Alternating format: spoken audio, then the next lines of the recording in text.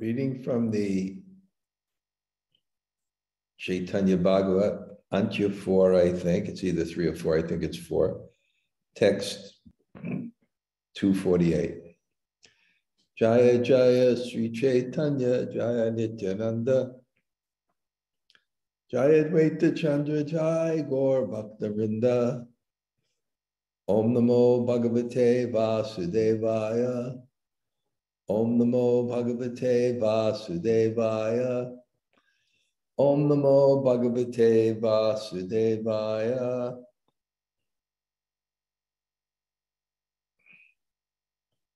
Śloka-vandhe mata kariyā stavana daṇḍavat haya prabhu dharma-sanātana. The Lord who establishes religious principles offered obeisances and recited verses in this way. Om jnana-timirandasya gananjana shalakaya chaksur unmilitam yena tasmai shri gurave namaha.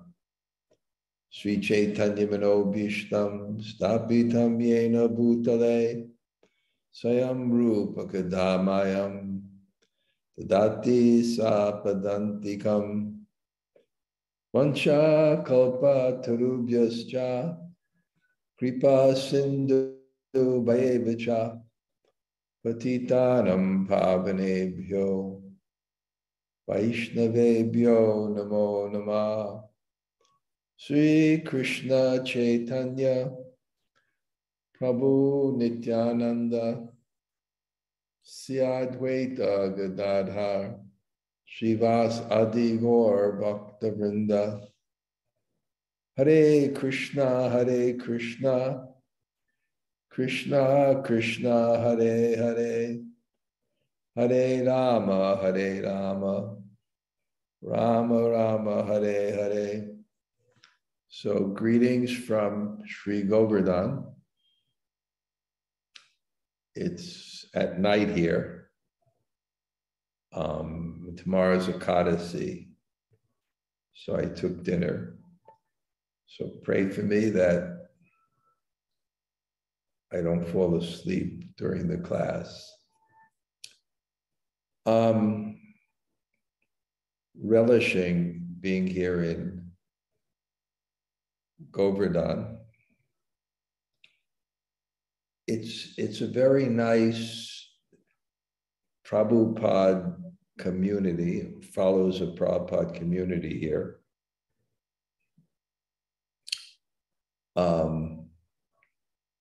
Which is really nice.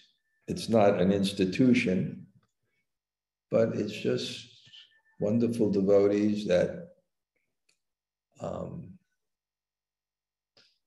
exchange devotion. I'm very fortunate to be here. In fact, every day, Bhakti began Maharaj, wonderful Vaishnava. He insists that I take lunch with him. And it's really great because they have his disciples cook, very simple, but very nice. And then they hire one Brijabasi lady with one of those little clay stoves. And she makes, I think they're called Bajra rotis. It's I don't know if it's like wheat, it's not buckwheat, but it's quite nice, healthy. And I give class in the evening to a few people every day. What I like doing now is reading and commenting on Krishna book. We were up today, we got up to the part, we're just following progressively, but we just happened to get up to the rasa dance and seeing Prabhupada's expertise in communication so that we don't misunderstand the pastimes of Radha Krishna in a prejudicial way. Prejudice means that you judge something not by what it is, but by a previous experience of something similar that you've generalized. So Radha and Krishna are boy and girl, but Prabhupada makes great length to explain that it's so much different, like gold and iron. They're both metals, but one has so much more value. So they're both forms of intense romantic exchange, but Radha and Krishna is under Yoga Maya Upasrita. We were discussing this word. Yoga Maya is that energy which helps bring you closer to God and facilitates your conceptions and ideas to come closer to God. And Maya, the external energy, is that which brings you further from God and creates the illusion that I am not a part of God, but I'm separate from God. So, yeah, we're reading about that energy. And therefore, the pastimes of Radha and Krishna, although they have particular forms, the consciousness is love of Godhead. The forms that we relate with a certain type of lust or selfishness in the world, those forms in a spiritual sense are meant for that consciousness of satisfaction when your happiness comes from the happiness of another. That's the spiritual consciousness. The ultimate reality, we say, is love. Rasa Vaisaha. And what else could that ultimate reality be if we believe in God, but something selfless and pure? So anyway, we read that, and that's what we're doing now. And I just really feel this is a great place to be. With wonder, and what makes a place wonderful is not it's the place, but to access the place, you have to associate with the people who can do so. So you really find some really people who really are saints. They've really just given themselves to God and they're completely dedicated to Prabhupada. It's not exactly my neighbor, but she's 3 minutes away. There's this lady. She has practically a menagerie in her house. And every day she goes out to this is really centrally located. And every day with 15, 20 devotees, she goes out to a particular place in Vrindavan, a village. And when they get out, all they do is they clean the place, they paint the deities, they bring clothes for the deities. They have a medicine kit, anybody who's sick. They just come and serve. Every place they go, they just serve. And the people call her the Yoga Maya, the spiritual energy of Vrindavan. So it's just so nice, the people so I'm kind of happy here in that way. Now we're up to the part that with Lord Chaitanya. He took sannyas, and I think we've been following him for a while. And the traditional sannyas, yasa means renunciation, san means complete. Lord Chaitanya wanted to dedicate himself fully without any encumbrances. So he took complete renunciation, but to dedicate himself to his mission. And Lord Chaitanya has an internal cause, antaranga hetu, and an external cause, bahiranga hetu. The internal cause is why he came for himself, to experience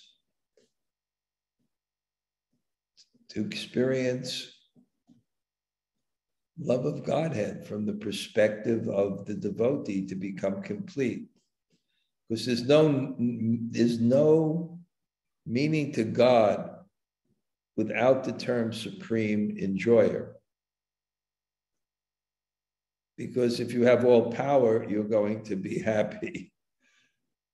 But the purity of your enjoyment is important, and God enjoys love. But to enjoy love fully, you can't only enjoy it from the perspective of God or the beloved, but you have to enjoy it from the perspective of the devotees or the lover. So that's the internal mission, that he came for himself. The external mission is to give that love to others. So that's, we're in the Antya Lila, and he's going to concentrate on that, or he's going to concentrate on the internal thing. There's two things, and we all should have this in our consciousness. It's taste and distribute. We should have an experience, and we should want to give that experience. That's what faith means. Faith means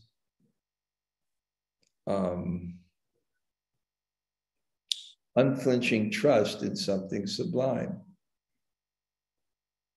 So we should have faith in the sublimity of Krishna consciousness, and some experience of it, maybe not fully, but maybe at times. And then,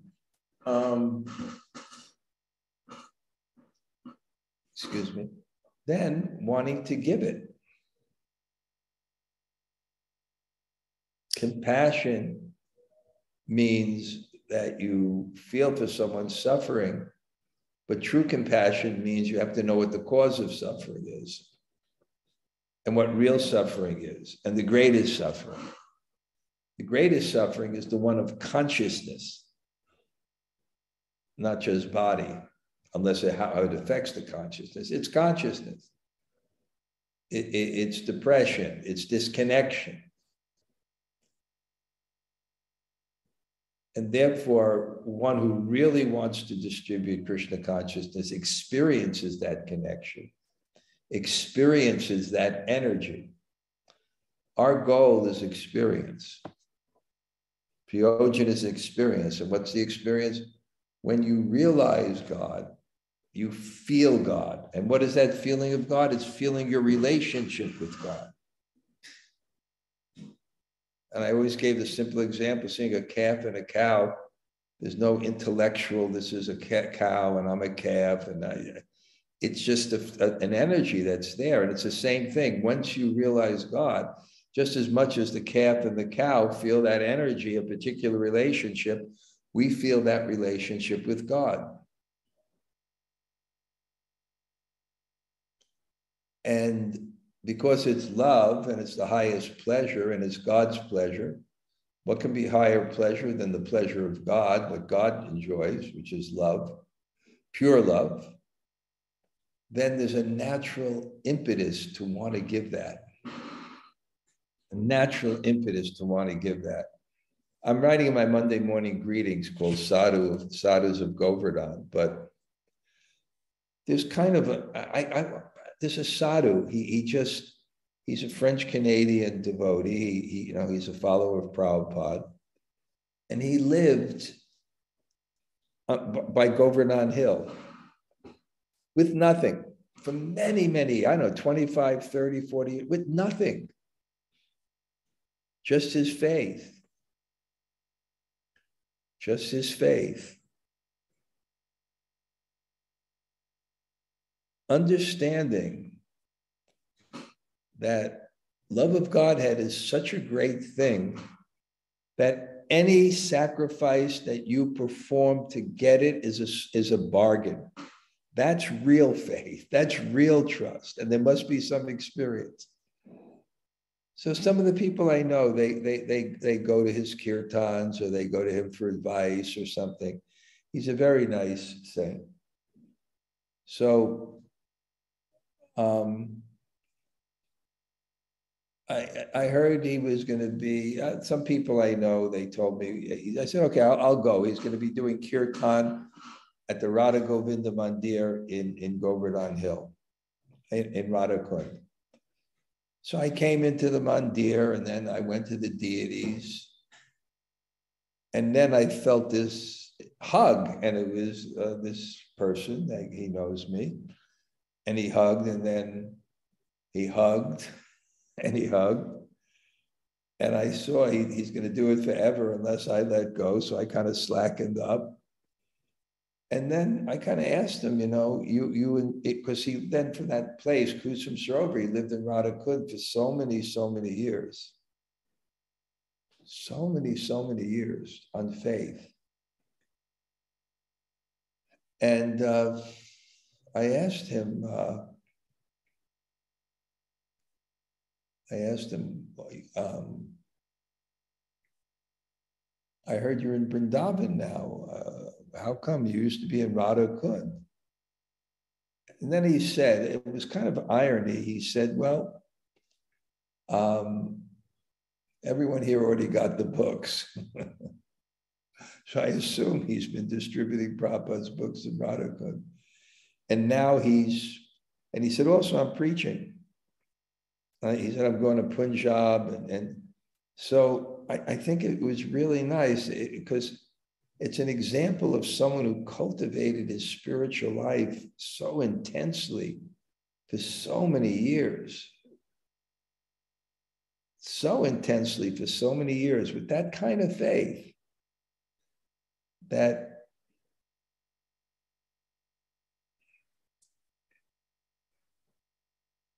the goal is so wonderful that anything I undergo is a small price for it. So I like that.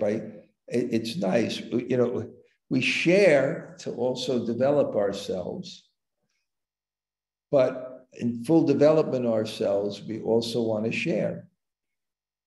So it's so nice to see he's actually leaving Radhakund and he's going and that confirms what Bhaktivinoda Thakur said, Jiva Doi, Krishna Nam, Sarva Dharma Sar.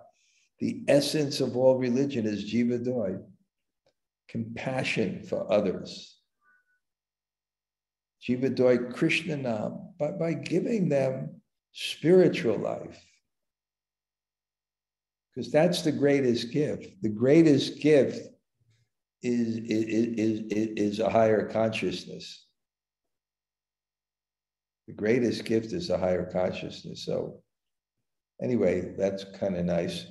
So anyway, Lord Chaitanya, he's taking sannyas and he's traveling and somehow or other he goes to Vrindavan, and now he stops in Shantipur, which is near Navadvip, where his mother lives.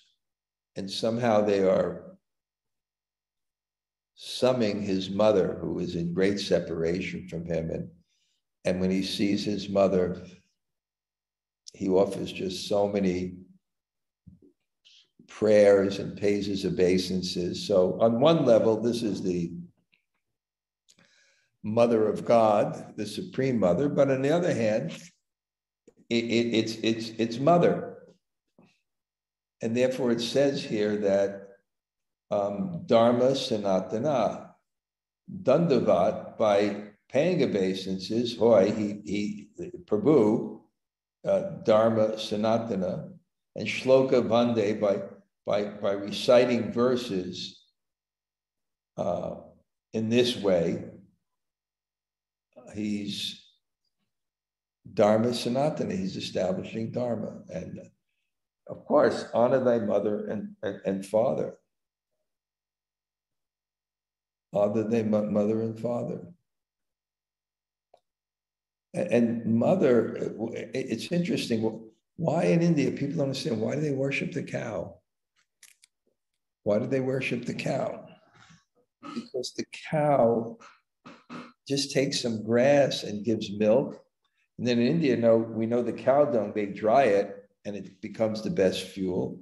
The cow urine is actually a medicine that cures the liver. So it's just giving. So that principle of mother, Lord Chaitanya is also honoring, because mother means giving. And that anugraha or affection,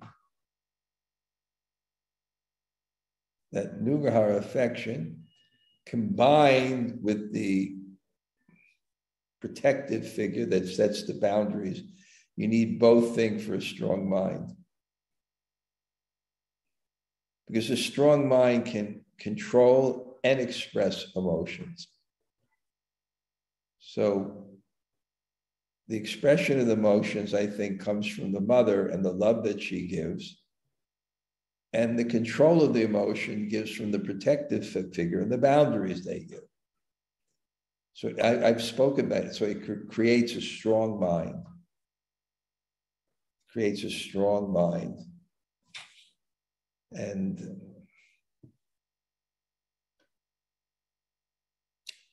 Krishna Bhai Eka Pitri Matri Guru Bhakti Karibari Dariye E Mata Karishati. Who other than Krishna has the potency to display such devotion to a father, mother, or superior? Respect for the position or the post is important. Otherwise, you're just always calculating. I know this story of one ashram in Vrindavan, Tatiyastan. I've taken people there, where they lived like the sadhus lived there about 500 years ago. And I knew one person there from the outside, because they're all sadhus that live there. And he was involved with them. And they told when one guru left, the next person was about 85 years old. So he refused. He said, and so they named the Pujari, who was a young man, as the next acharya. In their position, the acharya represents God, so he has ultimate authority. So there was a question, should he do it or not? But the man told me they decided that it's not just the person, it's the post. It's a seat. Acharyamam Vijanayam Navamanyeta Karchit, 5,000 years ago, is it? Whatever, thousands of years ago. This verse is spoken by Krishna. We should worship the acharya as my very self, Navamanyeta Karcha, and don't envy him. But the commentators say it doesn't just refer to the spiritual master. In a proper society, it represents the elders who represent. In other words, a proper society, it's not whim. People represent God by representing the traditions and wisdom teachings. And it's expected as someone becomes older, he's had time to assimilate and apply, and therefore has realization or wisdom.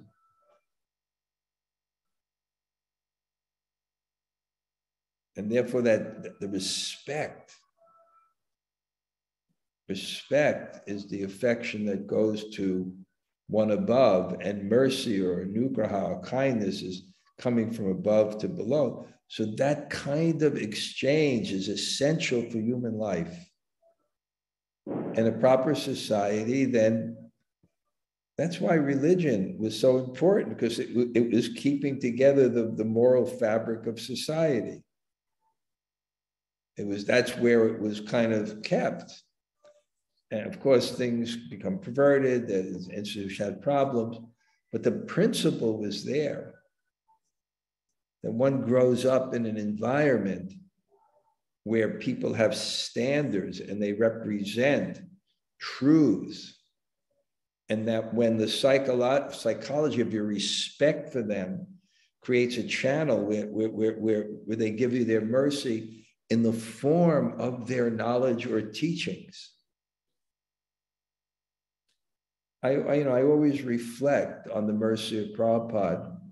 And I kind of tell it, it's kind of a humorous story. My father was born in Brooklyn, so he has that kind of culture. And he wasn't so happy when I initially came to Krishna consciousness. But then one day, you know, he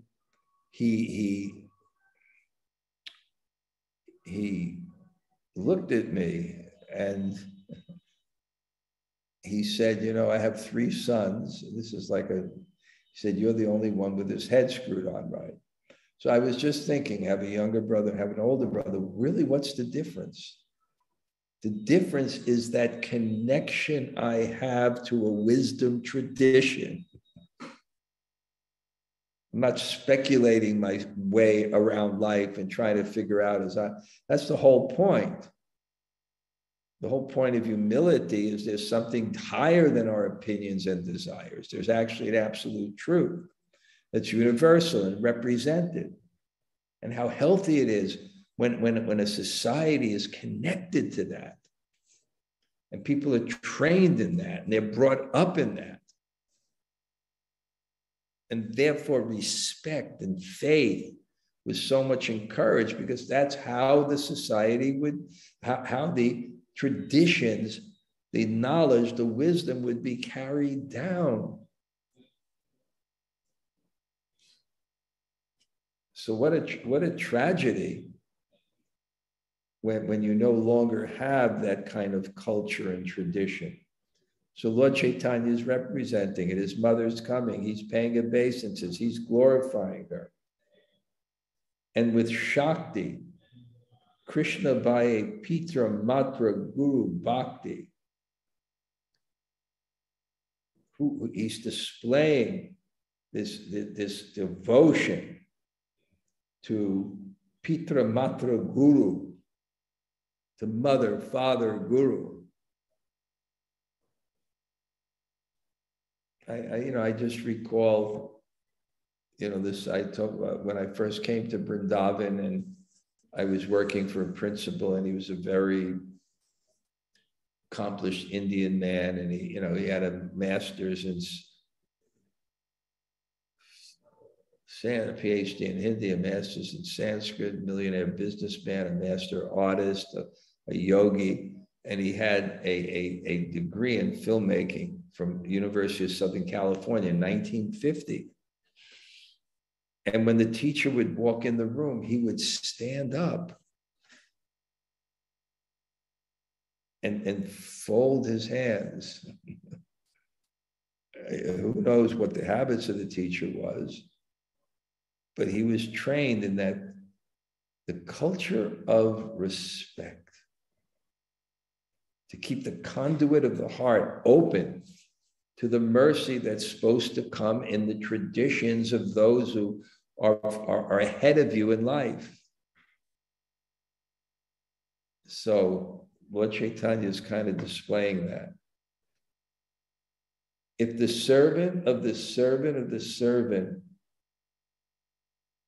the Lord says, Koti dasa dasera ye sambandha tomara, say jana prana hoita valabha amar. If the servant of the servant of the servant of 1,000,000 times removed is related to you, he is more dear to me than my own life. Because that kind of dasa, anudasa, to servant of the servant of the servant of the servant. It has kind of a conception that it becomes more and more selfless. In one sense, it becomes more and more selfless. It's just like there's gopis that serve Radharani, and then there's manjaris that serve, there's Radharani who serves Krishna, and there's gopis who serve Krishna, and then there's gopis who serve gopis to serve Krishna. So very, very selfless and very, very pure. And also there's a sense of gratitude. One of Krishna's qualities is gratitude. And the example was given of what he said to Draupadi. Draupadi was being disrobed she was being disrobed in the assembly of the Kauravas, and she was holding onto a sari, and she saw they were pulling it to disrobe her. How embarrassing. And she just put her hands up and said, Govinda. And Krishna said to her, because you have chanted my name once, I'm eternally grateful. So God is grateful because he's a person. And a person reciprocates in love. We say Krishna is the supreme personality of Godhead. That means he's the embodiment of love.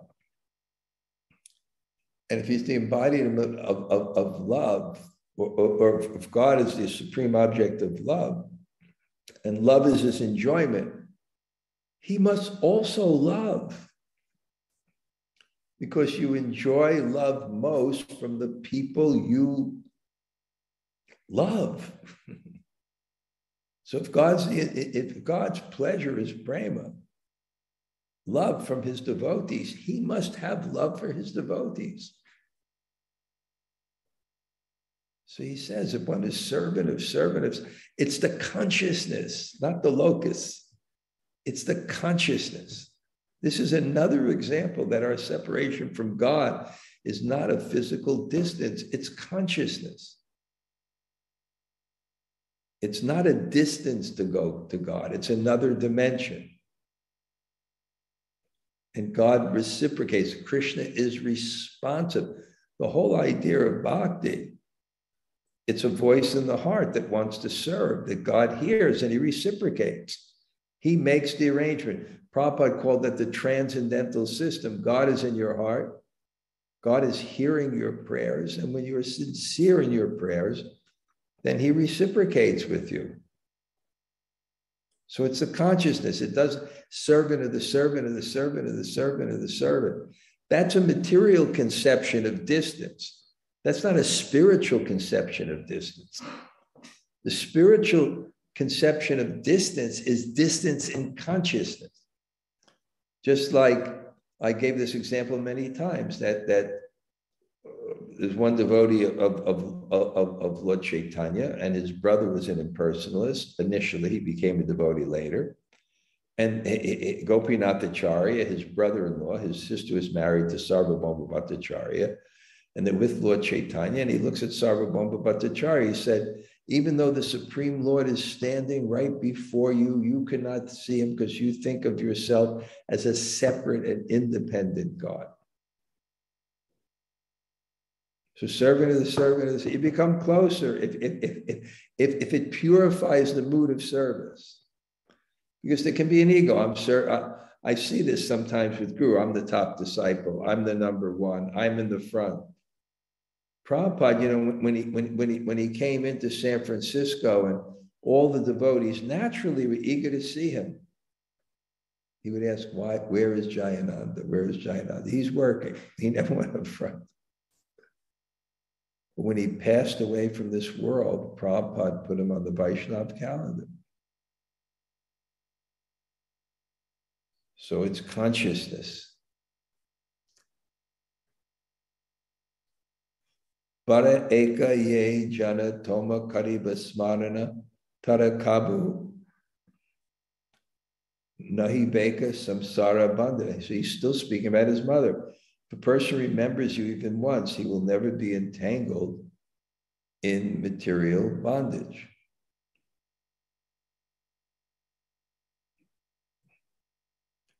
Ganga and Tulsi are known to purify everyone, but even they are purified by your touch. I have no ability to repay you for the affection you displayed while maintaining me. You can't repay the mother who maintained and this thing of maintenance. It's also not a material consciousness. What is our word for surrender is not exactly surrender, it's sharanagati. We go for shelter. And shelter is the place where your needs can be met. And what is the greatest need? It's the need for love. And it's the most important thing you can receive when you're younger. because it develops the strength of your mind and your happiness and your satisfaction. So Lord Chaitanya is recognizing this. His mother gave him love. She maintained him. Maintenance of the 6 symptoms of Sharanagati or faith. And the main one is maintenance, that Krishna will maintain me. And more than anything else, it means my heart. That's the real maintenance. That's the real satisfaction. It is having the right consciousness. Krishna consciousness. Krishna bhakti rasa bhavato mati. What is Krishna consciousness? Mati. The opinion, the consciousness, the mindset. Sri Krishna bhakti rasa. Bhavato, the mindset of this mood of Krishna bhakti rasa, of relationship with God that satisfies fully one's heart. Everyone who's listening this, we're listening this and we're doing everything else because we want to be happy. Well, this is happiness. Happiness is love, and the highest love, Twasmin Parama Prema Rup, is to love everything, to love God. It's universal love. Therefore, let your own good qualities be your compensation for the affection you displayed for me at every hour. What you gave me is so great, I can't repay you.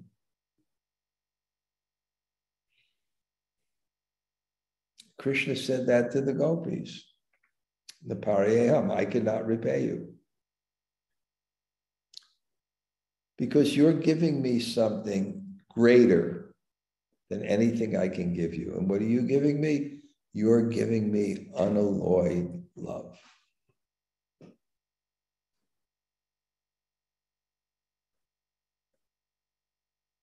Emata stuti prabhu karena santoshe sunya vaishnav gana mahanandi bhase. As the Lord offered prayers with great satisfaction in this way, all the Vaishnavas floated in ecstasy. Because it's a pure society, and a pure society, their happiness is love. So when they see the happiness of someone they love, what to speak of Lord Chaitanya's mother, and what to speak of the sentiments of Lord Chaitanya, they are Maha Nande Base, a base, an ocean of Maha Anande, of the greatest happiness. They're floating in the greatest happiness. And that's what love is.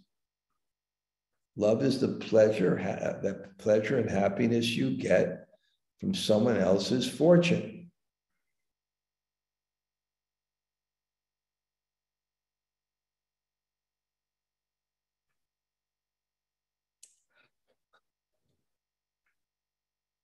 Ejani avatirne prabhu narayana yakaneye ichatani kahina temana.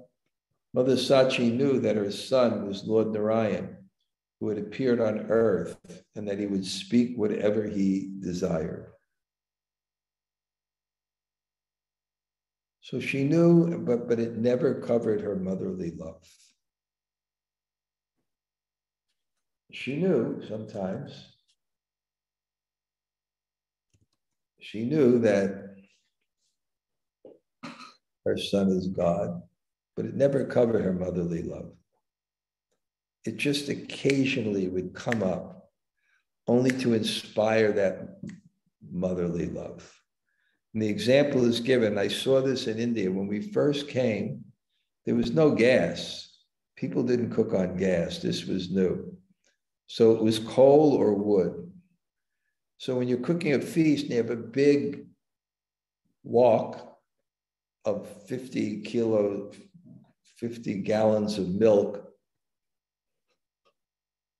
to make sweet rice, you can't lower the flame. When you want to lower the flame, you have to pull out the wood.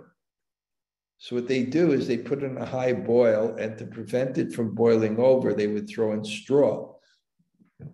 And it was interesting, the straw would disappear, just a little straw, and then occasionally would come to the surface. And occasionally it would come to the surface and disappear, if you've ever seen this. So that's analogous to the mood of Aishvarya in relationship to Chaitanya Mahaprabhu from his mother, or from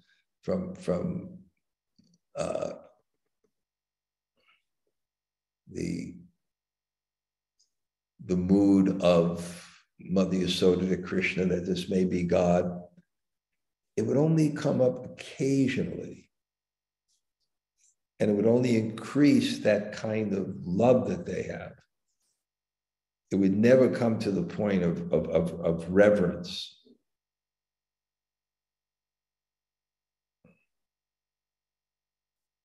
It was always spontaneous love. After a few moments, Mother Sachi said, "Who is capable of understanding your words? The conditioned souls are like dead bodies helplessly tossed in the waves of ocean. All living entities in the ocean of material existence are forced in this way to act under the dictation of your illusory energy. My dear son, I can only say that you alone know what is good for everyone." That's an interesting point, that God knows what is good for everyone. And I've said before that I became interested in apologetics, which is rational defense of the faith, of a theistic faith. And I thought of this one argument myself, because I said this before, that the strongest argument against the existence of God is the existence of suffering and evil.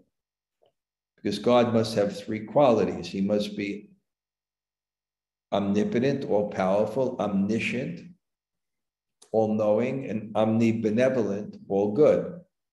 Now, if there's evil, then maybe he's either not potent, he can't do anything about it, or he can do something about it, but he's not omniscient, so he doesn't know about it. Or he knows about it, and he's all powerful and he's all knowing, but he can't be all good because he lets it happen. So the argument against the existence of God from the existence of evil in the world is actually it's a good argument. I don't think it stands against other arguments for God's existence. It's like a court. There may be arguments on both sides and one side wins. But I thought of my own argument, and it would go something like this, that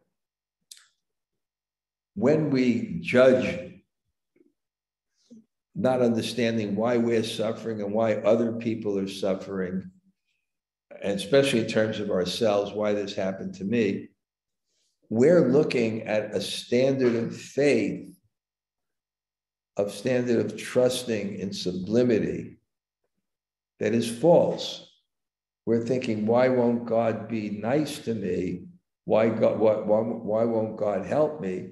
Why won't he let me be famous? Why won't he let me get married? Why won't he let me have this? And when it doesn't happen, or we suffer, then we question God. How can he allow this? Either he's not potent, or he's not all-knowing, or he's not good.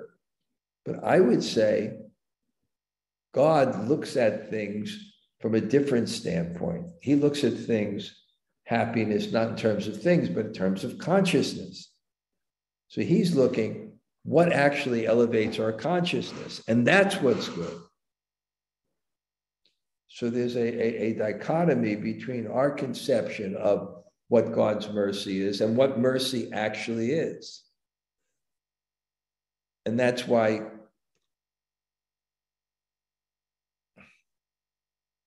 Leela Vilasini was here in my class the other day. Some of you know me, and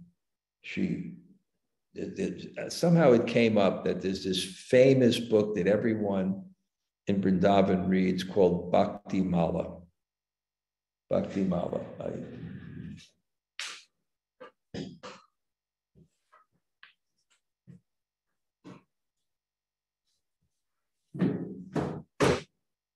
So I thought, while I'm here, Bhakti Mala, let me see what the book is about. So this story about this one king, that just unbelievably suffers. Anyway, the point I was going to make is not. I'm going to go on because anyway. My dear son, I can say you alone know what is good for everyone. That's why that question comes up. It comes up by Maharaj Yudhisthira to Bhishma Dev when he's lying on the bed of arrows. And Yudhisthira was just so good. He was Dharmaraj. He was the personification, doing it was right. And he suffered so much. Lost his, he suffered so much. Lost his wife in the gambling match, and so many things. Lost his kingdom. He suffered. And then when he finally, when it was over the war, he had to kill 640 million people to be victorious.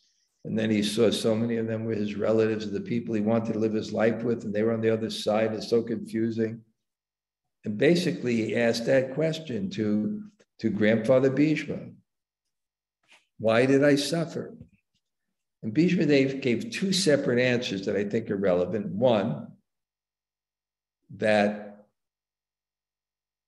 God is absolute and he's good. And therefore, when something difficult happens, we should bow our head. We should do three things. We should bow our head. We should respond to it with the appropriate response, which is called dharma. And to apply that properly, we should do it under the guidance of the mentors and teachers. And he said, if you do those three things, there's no cause for suffering, no matter how trying life is. Why? Because then you extract the realization that elevates your consciousness that those circumstances were meant to give. And then the other thing he said is that you really can't understand the inconceivable will of the Lord. His plan to purify us. If we look, what happens every life, and this is what's kind of scary, at the end of our life, God, by his incredible, unlimited intelligence and power without any effort, at the end of our life, God, through his agents, immediately assess what is the stock of karma that is stored, because it can't all fit in one body. You can't be like the most beautiful person in the world karma and the most ugly person in the world karma. The richest person, it can't all fit in. So you have that stock of karma, then you have our deeds and desires in this life, and then God makes a choice. This is the body and karma that's due for this life, or it's an animal life. It's just the body. There's no karma. It's just the body. This is the experience one must have to elevate his consciousness. This is what someone may have to elevate his consciousness. This is and therefore what happens is, it's very interesting. There's a subtle material element called the false ego. And what it does is it delimits the consciousness to fit the particular karmic body that you have. And therefore you identify as man or a woman or ethnicity, a species, whatever. So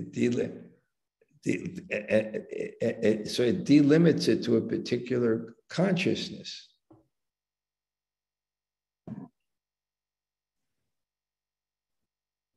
And what's the whole purpose of it? It's to purify the consciousness.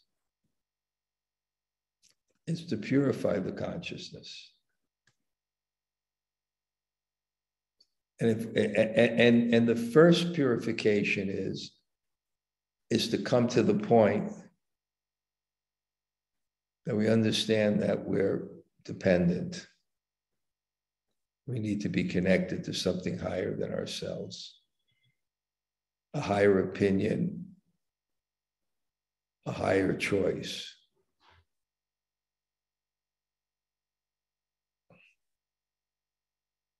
I understand that you do as you like, whether you circumambulate, offer prayers, or offer obeisances. On hearing Mother Sachi's words, all the Lord's devotees began to chant, Jai, Jai. Gaurachandra appeared from the womb of Mother Sachi. Therefore, who can describe the extent of her devotional service?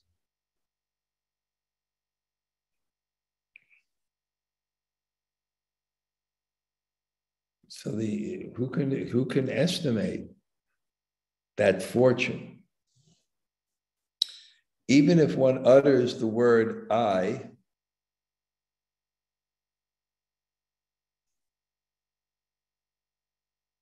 as a mundane word, by the influence of the word I, one will be freed from all suffering.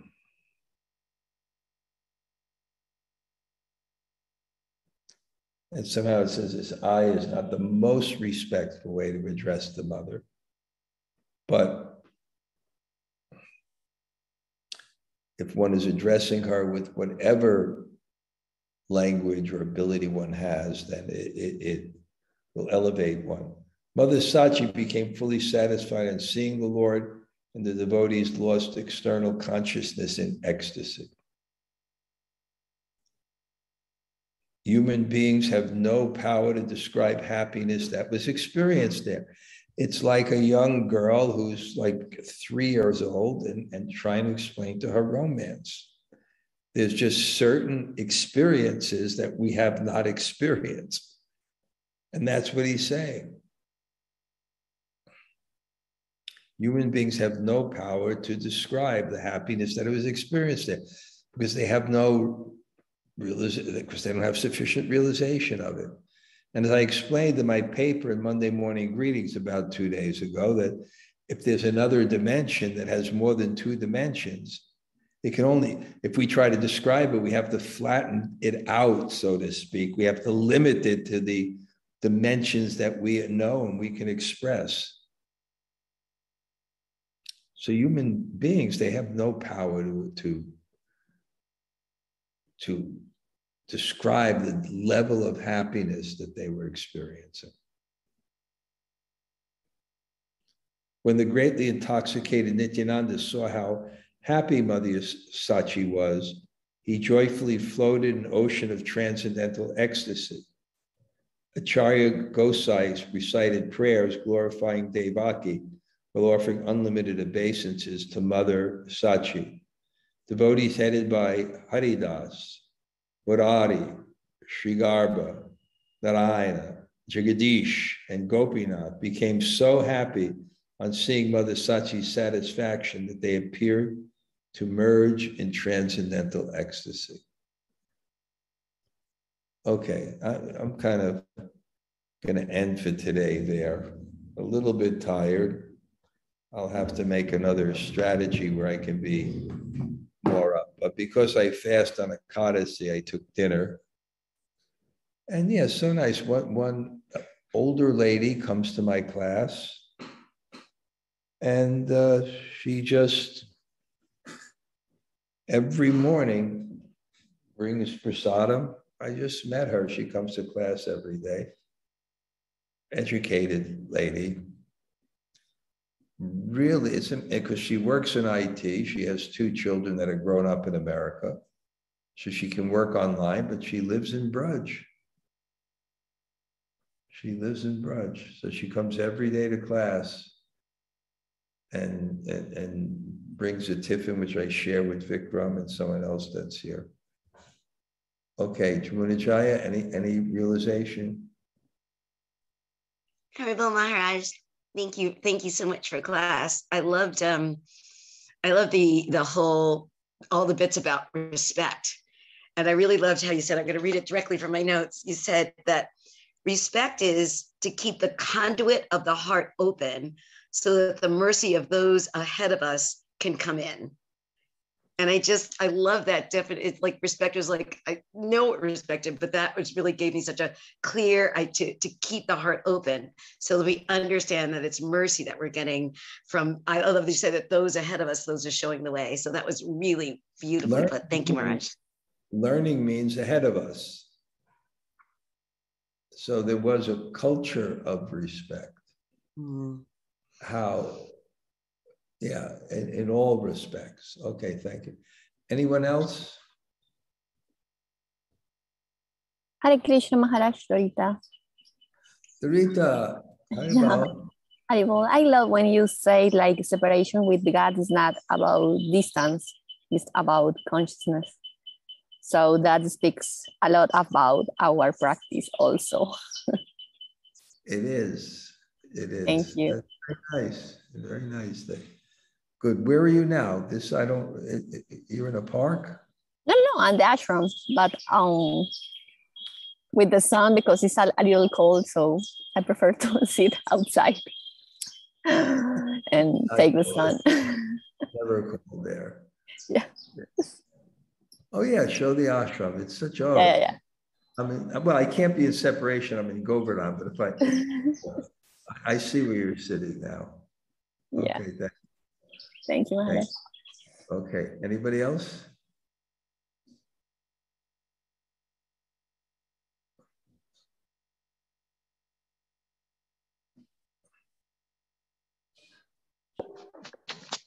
Hare Krishna Maharaj, this is Himalata Radha. Haribol. Okay. Hare Krishna Maharaj, thanks so much for class. Okay. Let's see if Krishna gives mercy, maybe you'll be here in Govardhan. Yeah, let's see. Let's pray for it. I took note. Sorry? Have you ever been to Jaipur? Yes, Maharaj. I'd love to go back. Well, yeah, I'm thinking, Vikram, after the tour, anybody wants to go to Jaipur. And okay. That would be lovely, Maharaj. So I took note of the greatest gift is a higher consciousness, Maharaj. So wow, working on it. Okay. Well, hope I see you here somehow or other. If it works out, it'd be nice. Me too. Maharaj, until when are you going to be in India? Do you know, or you still? I'm thinking I generally leave before Holi because I don't like the throwing of the colors. So it means March, because also I'm going to do a retreat in Colombia, hopefully. I don't know if it'll work because we have 2 retreats. It's generally hard to fill up one, but maybe we can do that. Maybe you can go to both, maybe on the way back from India, then stop there. We'll see. And I'm seeing how it works because it was so nice having those retreats in Colombia. The last one you couldn't come to, but they were both so nice. But I'm pretty excited about, Govardhan. I mean, Govardhan's the best location to get the Barsana Nandagram. And I think also what I'd like to do is like have one program, Sadhus of Govardhan, and have the devotees meet this Archa Murti and this Jamuna Jivana and these different people who are so authentic and real. And they're very nice, and do a program. Okay. That's Anybody incredible. else? Okay. Anybody else like to say hello? Hare Krishna Maharaj. Thank you very much for the class. This is Yasana. Okay, I'll be expecting you in Govardhan too. Yeah, hopefully. We are praying, Maharaj. Okay, try. Okay. Yeah, thank you very much. Thank you. Anybody else? Haribol Maharaj, please accept my obeisances. Haribol. Good morning from Brooklyn. Good evening. I wrote Karuna because she said she recited word for word your email back to me. Okay, because for the older daughter, this Vikram is really a cool guy. I mean, he was a designer too. And he was Indraduta Swami's main man to do things. So he could kind of make sure they have kind of a good experience too, kind of. Right. Is Indraduta Maharaj there in the Dham? He's there right now, but he got another extension. He'll probably leave at the end of December. I'm not sure when exactly he'll come back. Yeah, okay. All right, well, we're looking forward to this happening with Radharani's mercy, hopefully. Okay, try to make it happen. Okay. Yeah, Then, when you get back, then you can come to Colombia after 2 months too. We'll see. Yes. Yeah. Okay. Anybody else? Hare Krishna Maharaj, it's Amala Vaishnav. Amala, you look like you're in Govardhan. I thought it was some sadhu in Govardhan. I wish I was. Nah, it's a little cold up here today, this morning. Wow. Okay. It's like 30 when I woke up. 30 degrees. Yeah. In your house?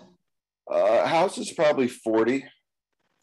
The heat just kicked on, so it's maybe up to 50 now. You don't look like you belong there. You look like you belong in India. I feel like I was misplaced. Well, you can replace yourself. I should. Hopefully also we can work out that you can come too. That would be nice. Yes, that would be wonderful. Thank you, Maharaj. You would be great. Out Govardhan, right by the hill, going around every day. Sadhu culture, you know. That'd be amazing. We'll see. Okay, well, I'm trying to recognize who's this sadhu that came to my class. Okay, anybody else? Hare Krishna Guru Maharaj, Tota Gopinath here. Kishori Radha. And Priya. Hey, okay, Haribo. Haribo. So you're going to send Priya to Govardhan to me? She's packing her bags now, just checking her lists. She's ready. She can come anytime. I'll put her with that Archamurti with all the animals. She'll love it. Perfect. This lady lives. All right. This lady lives in her house with so many animals. Wow. So many animals. We'll send Priya over there. Then Priya can go with her every day when she goes to the different villages and then clean and you know, serve the sadhus. Okay. Thank you. Sounds good. Okay. Anybody else? Hare Krishna Guru Maharaj, Akinchana Krishna Das. Oh, hello. I may come in for a day and I'll let you know. And because Mukunda Murari is there, his mother-in-law just came today. Do you know that? She arrived safely. That all worked out. I can tell these people too, is that the person who is staying with me in the other room, I let him stay here, very close with him. His mother-in-law came down with cancer and they said, that's it. So she got initiated online. I was there because I'm very close with her. And then they decided to bring her to Vrindavan. You know, there's visa problems, everything. So there's a company that arranges these things. And it cost to go from Moscow to Vrindavan $13,000 because you have to have 6 business class seats and they put them down and they put a bed and you have to have a doctor that comes with you. And just somehow, because he's preaching, this one saintly Russian lady who has a business said, I'll pay for everything. Initially, he thought it was $4,000, wound up $13,000.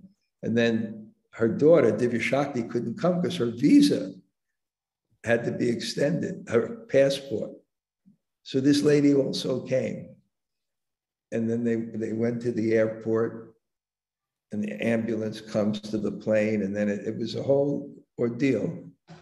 but I'd like to come in and probably see her maybe on like the 17th, maybe just give class in the afternoon and then see. I'll let you know. And then after Kartik, I'll come for a few days because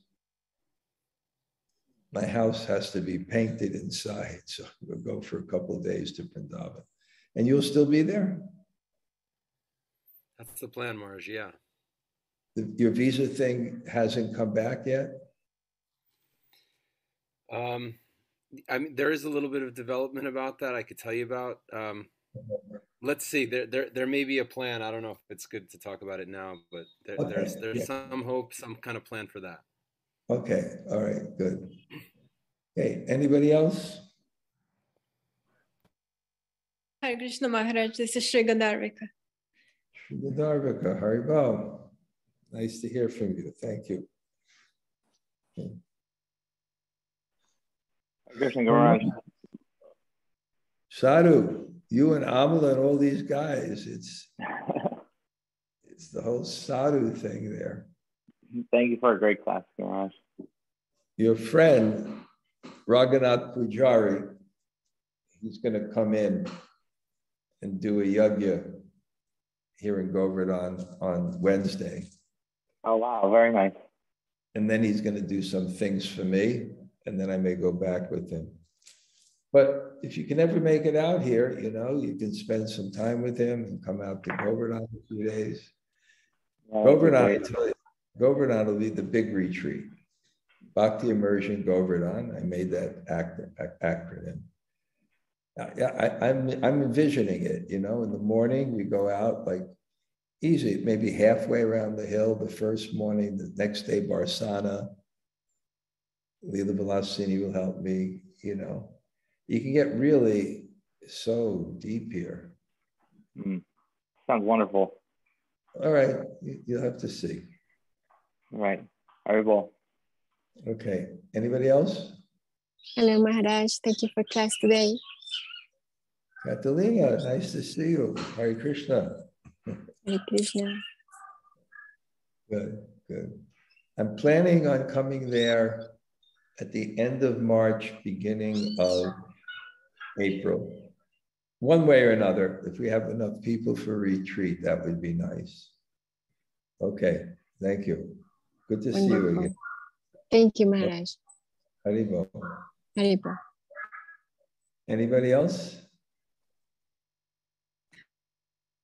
Hare Krishna Maharaj, thank you for wonderful class. Thank you so much. Oh, wait, I know who that is. This is Rangarani. Rangarani, Hare Krishna. Thank you so much. Good. Hare Krishna. Hare Krishna. Haribol, thank you. Anybody else? Hare Krishna Maharaj, it's Gopi Kishore. Hey, Gopi, you're by your tree house?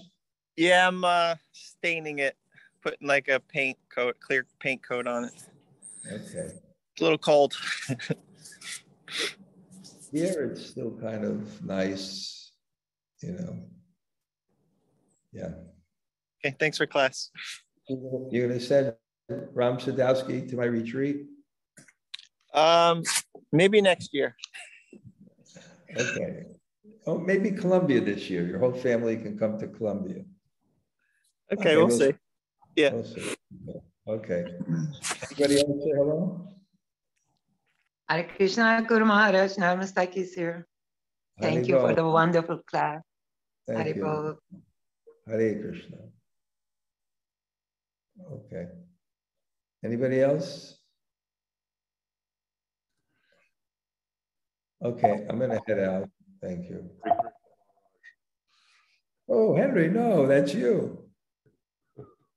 Haribol. Haribol. I just love that Potomac River in the background. Amazing. Okay, thanks, Henry. Okay, Vanchakalpa Patitaram.